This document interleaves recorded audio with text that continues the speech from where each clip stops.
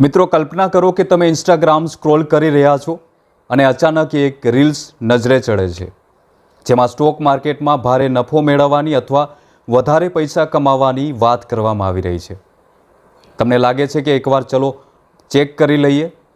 તમે તે રીલ્સમાં ક્લિક કરો છો, પરંતુ થોડી વારમાં જ તમે એવી છેતરપિંડીમાં ફસાઈ જાઓ છો જ્યાં તમારું કરોડો રૂપિયાનું નુકસાન થઈ જાય છે. અમદાવાદના એક વેપારી સાથે આવું જ બન્યું છે.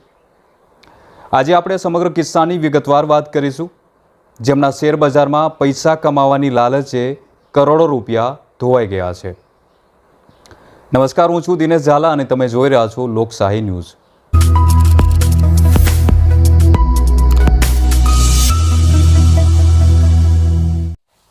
આ કિસ્સો અમદાવાદના પાલડી વિસ્તારમાં રહેતા એક વેપારીનો છે.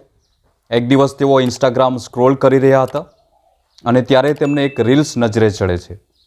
તેમાં જણાવવામાં આવ્યું છે કે શેર બજારમાં રોકાણ કરીને તમે 5 થી 20% નફો કેવી રીતે મેળવી શકો છો.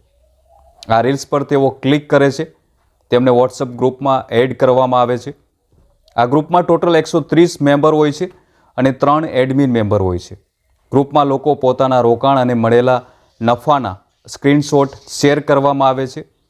ધીમે ધીમે વેપારીને વિશ્વાસ આવી ગયો કે ખરેખર અહીંથી પૈસા કમાઈ શકે છે અને તેમને પૈસા કમાવાની લાલચ જાગે છે. આ ગ્રુપના એક એડમિન મેઘના ભાટિયા નામની મહિલાએ વેપારીનો વિશ્વાસ જીતી લીધો. જ્યારે વેપારીએ રોકાણ કરવાની ઈચ્છા વ્યક્ત કરી ત્યારે મેઘનાએ તેમને એક લિંક મોકલે છે. આ લિંક એક એપ્લિકેશનની હોય છે. આ લિંક એક એપ્લિકેશન એમટોમ ઇન્સ્ટોલ કરાવતી હતી. વેપારી આ એપ્લિકેશનમાં એકાઉન્ટ બનાવે છે અને પ્રથમ રોકાણ કરે છે ₹5 લાખનું. જેમ જેમ રોકાણ વધતું ગયું તેમ તેમ વેપારીના ખાતામાંથી કરોડો રૂપિયાની રકમ અલગ અલગ ટોટલ 12 બેંક એકાઉન્ટમાં ટ્રાન્સફર થવા લાગી. આખરે તે વેપારી 1.44 કરોડની છેતરપિંડીનો શિકાર બને છે અને અંતે પોલીસ ફરિયાદ નોંધાવે છે.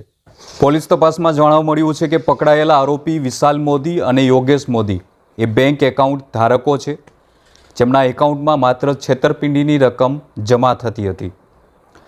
તેઓ કમિશન માટે પોતાના બેંક એકાઉન્ટ ભાડે આપતા હતા.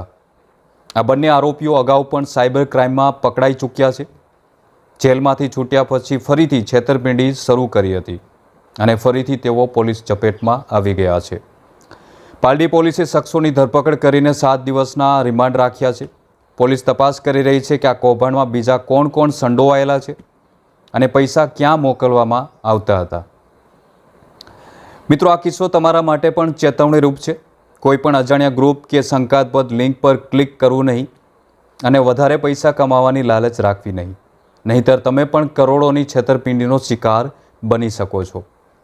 તો મિત્રો, આ સ્ટોરી કેવી લાગી કમેન્ટ કરી જરૂર જણાવજો અને આવા જ ઇન્ટરેસ્ટિંગ ન્યૂઝ માટે અમારી ચેનલને સબસ્ક્રાઈબ કરવાનું ભૂલશો નહીં. મળીશું આવા જ અવનવા સમાચાર માટે. જય હિન્દ.